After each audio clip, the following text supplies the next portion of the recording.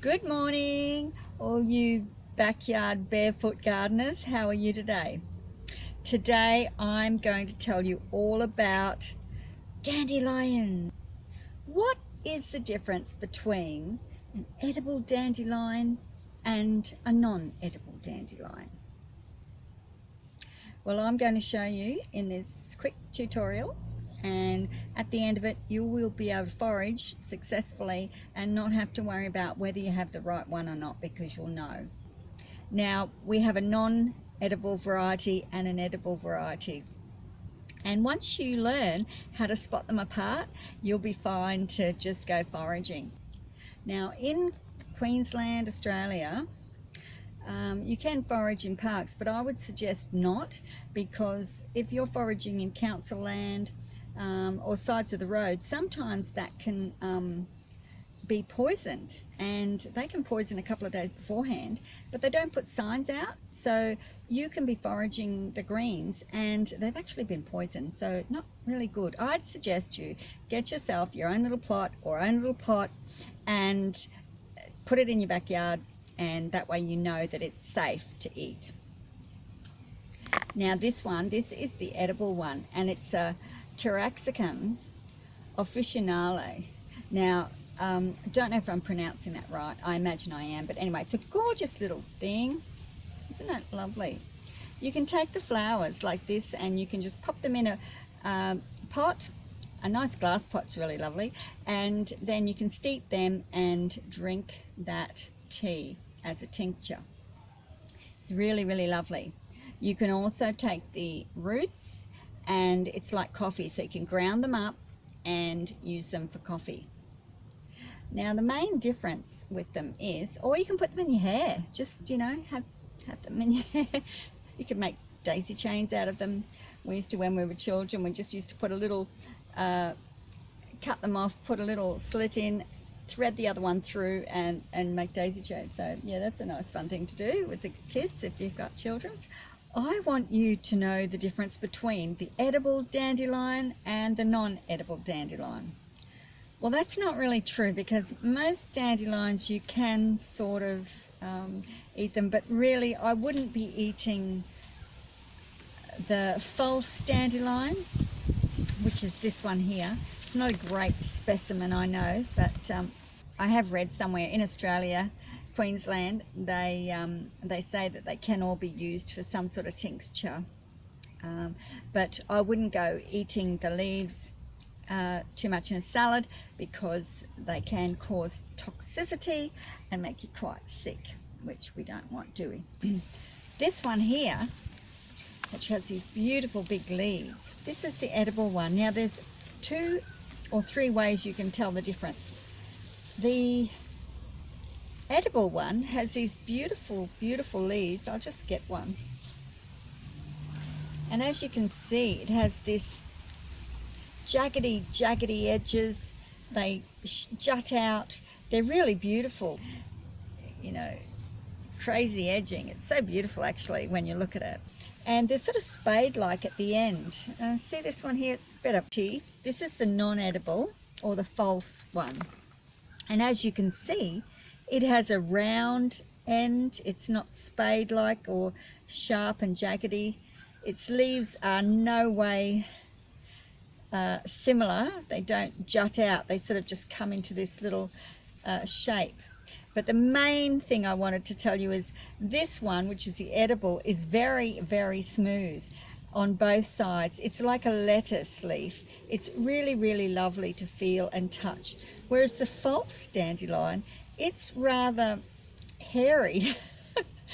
No, it is hairy on both sides. So furry on both sides. Really, you don't really want to eat it. It's sort of like a pumpkin leaf, where, you know, it's not really that inviting. Now this one is quite edible. The flavour, if you grow it yourself in really good soil, it can be quite sweet. Some people say it's bitter. Because I grow mine at home in really good soil, I feed them with a little bit of worm castings.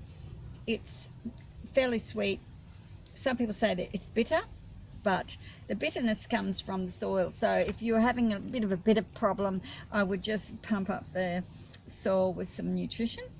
But I think mine grow actually very similar to spinach, and you can blanch them or cook them quickly, and just for a few minutes in the pot. So if you're adding them to a meal, put them in last, just put them in for a few minutes and they're ready. Now the difference between the flowers, as you can see, the false dandelion, it comes down and will branch out into several different things coming down, and it will just keep branching out, and you have all these flowers on the end.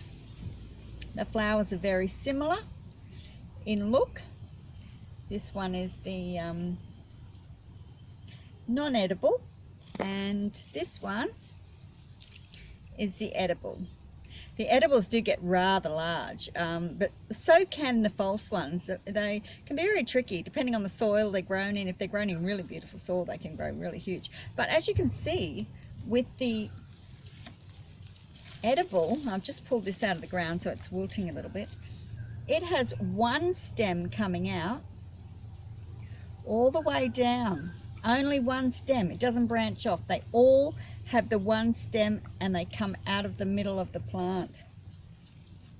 Now the roots look similar, so you can be tricked by, you know, if you're looking at the roots and thinking, oh, that looks nice to eat and ground up for coffee. That is the non-edible and this is the edible. Now some people will disagree with that and they'll say that all dandelions can be used for medicine or as a herb, and that could be true, but if you're wanting the true dandelion, I'd suggest you look for these differences in them. The edible can grow into quite a huge, I mean, when you look at this one, it's my head size. It's huge. The herb can be used for medicine purposes, and it's such a lovely plant. This is the stem of the edible. Don't know if you can see that. So it's quite hollow, very, very hollow, very, very big, and it's got, you know, the one stem that comes down, whereas the other one, when you break it off, there's a tiny little hollow piece,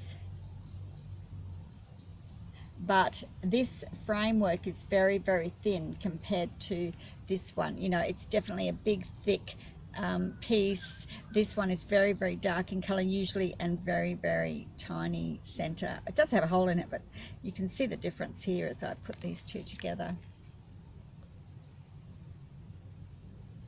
Okay, so I think that's about it. I'll just pop this back up again because I pulled it out so I could show you.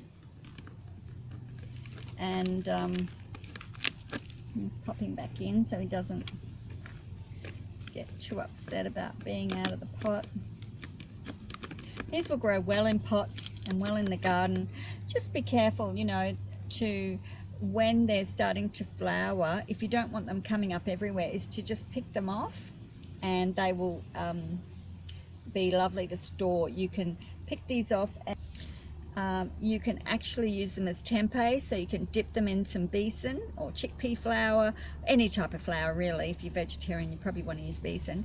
A little bit of water and besan, dip it in, and then pan fry them, and they're really, really yummy. But the main thing people use the dandelion for, other than just eating the leaves in a salad, they use the root, and the root that I was showing you before. And you can grind it down, dry it and grind it down, and put it in the dehydrator, and you can use that for teas or coffees. They say it's more like a coffee. You can also use them for tinctures and all other sort of medicinal purposes. Anyway, so I hope that's helped you differentiate the difference between the edible and the non-edible. The real one, which it will just get these one stems with the flowers on, just one stem. They're very, very thick and they are gorgeous. Teeth are just gorgeous and it feels like lettuce. So that's about it. I hope that's been helpful in deciphering what is what. Non-edible, edible.